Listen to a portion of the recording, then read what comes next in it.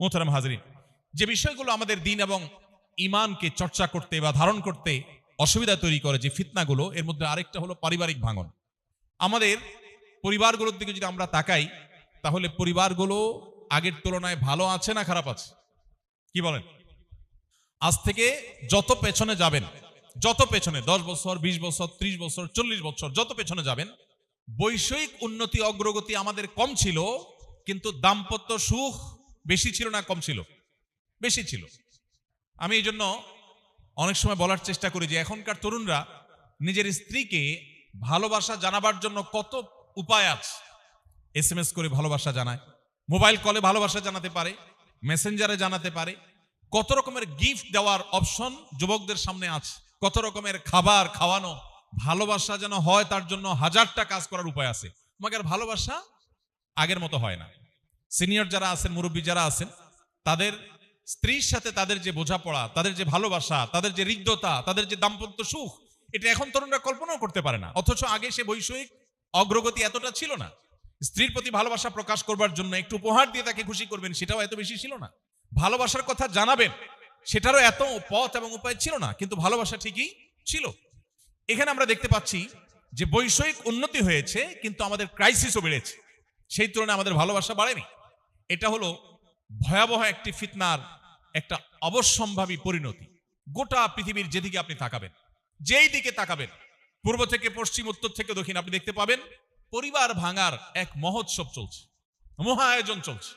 এবং তার ফলশ্রুতিতে আমরা আমাদের দেশেও দেখি প্রত্যেকটা জায়গায় বিবাহ ভাঙার এক হিড়িক চলছে।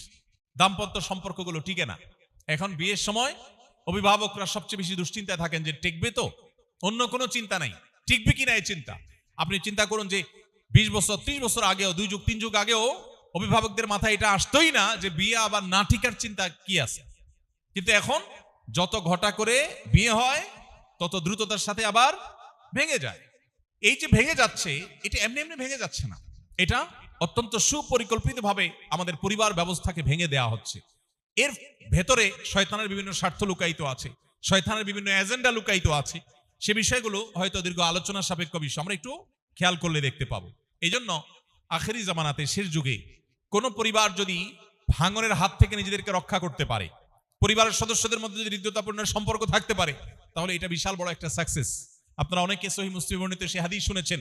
নবী আলাইহিস সালাম বলেছেন, শয়তান পানির উপরে তার সিংহাসন স্থাপন করে তার অনুসারীদেরকে, সদস্যদেরকে ছেড়ে দেয় মানুষের মাঝে শয়তানি করবার জন্য। এক এক শয়তান এক এক শয়তানি করে মানুষের মধ্যে বিচরণ করে দিন শেষে যখন দলনেতার কাছে এসে রিপোর্ট দেয়, কেউ বলে আমি মানুষকে দিয়ে আজকে অমুক আকাম করিয়েছি, খারাপ কাজ করিয়েছি, গুনাহের কাজ করিয়েছি, শয়তান অ্যাপ্রিসিয়েট করে।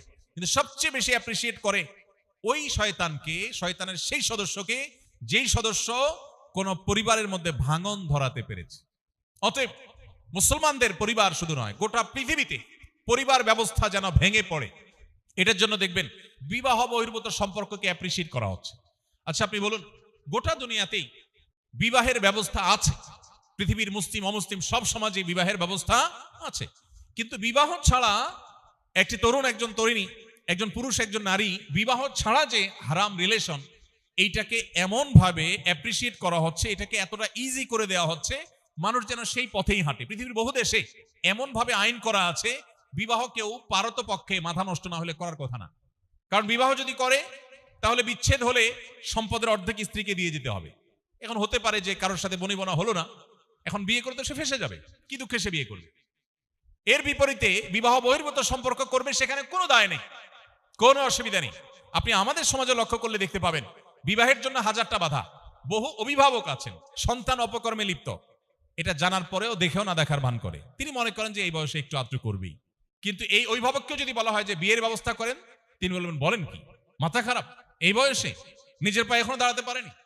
আপনি যেদিকে তাকাবেন দেখবেন যে বিবাহ বহির্ভূত সম্পর্ককে অ্যাপ্রিসিয়েট করা হচ্ছে। এর অবশ্যম্ভাবী পরিণাম এবং এর ক্ষতি পৃথিবীর প্রতিটি উন্নত দেশ, পৃথিবীর প্রত্যেকটি উন্নত দেশ সাফার করছে। এমন দেশ পৃথিবীতে একটিও পাওয়া কঠিন হবে, এমন উন্নত দেশ একটিও পাওয়া কঠিন হবে যেই দেশে সন্তান জন্মের বিনিময়ে সরকারিভাবে প্রণোদনা দেয়া হয় না। একটা হলে এত ডলার, দুইটা হলে এর বেশি, তিনটা হলে আরো বেশি, বাসায় কাজের লোক সার্ভেন্ট রাখার খরচ সরকার দিবে, মাসে মাসে ভাতা দিবে, শুধুমাত্র সরকার চায় সন্তান জন্ম হোক, বাট কোনো প্রণোদনায় কাজ হচ্ছে না। আমাদের দেশ থেকে, গরিব দেশগুলো থেকে মেধাবী তরুণদেরকে তারা পাচার করে নিয়ে যাচ্ছে, শিক্ষার নামে তাদেরকে নিয়ে সেখানে এস্টাবলিশ করছে, এবং এই সন্তানগুলো আর বেশিরভাগই ফিরে আসছে না, এরা হারিয়ে যাচ্ছে, মুসলিম আইডেন্টিটি পর্যন্ত চলে যাচ্ছে, মা বাবার সাথে সম্পর্ক আস্তে আস্তে শেষ হয়ে যাচ্ছে। এইসব দেশগুলো আজকে যে ভয়ঙ্কর পরিণতির মুখোমুখি হয়েছে, একটা সময় তারা তথাকথিত জন্ম নিয়ন্ত্রণ করেছে, আল্লাহর নির্দেশে বাইরে গেছে, এখন তারা হাড়ে হাড়ে টের পাচ্ছে যে কাজ তারা 2 দশক 3 দশক আগে শুরু করেছে, তার পরিণতি দেখতে তাদেরকে 100 বছর অপেক্ষা করা লাগে নাই, কয়েক দশকের মধ্যে দেখেছে যে বিশাল বড় গ্যাপ তৈরি হয়ে গেছে জেনারেশনের মধ্যে। একটা দেশ চালাবার মতো লোকবল পর্যন্ত নেই, প্রত্যেকটা দেশ, এমন একটা দেশ নাই যে দেশ উন্নত অথচ এই ক্রাইসিসের মধ্যে নাই। মোহতারাম হাজিরিন, আল্লাহর সিস্টেমের বাইরে গিয়ে মানুষ যখন কিছু করতে চাইবে তার অবশ্যম্ভাবী পরিণতি হবে ধ্বংস। ইসলাম ছাড়া পৃথিবীর কোনো কল্যাণ কোথাও নিহিত নেই। মানুষ যদি কল্যাণ চায়, তাকে টুডে অর টুমরো, আজ হোক, 20 বছর পরে হোক, 200 বছর পরে হোক, তাকে আল্লাহর বিধানেই ফিরে আসতে হবে।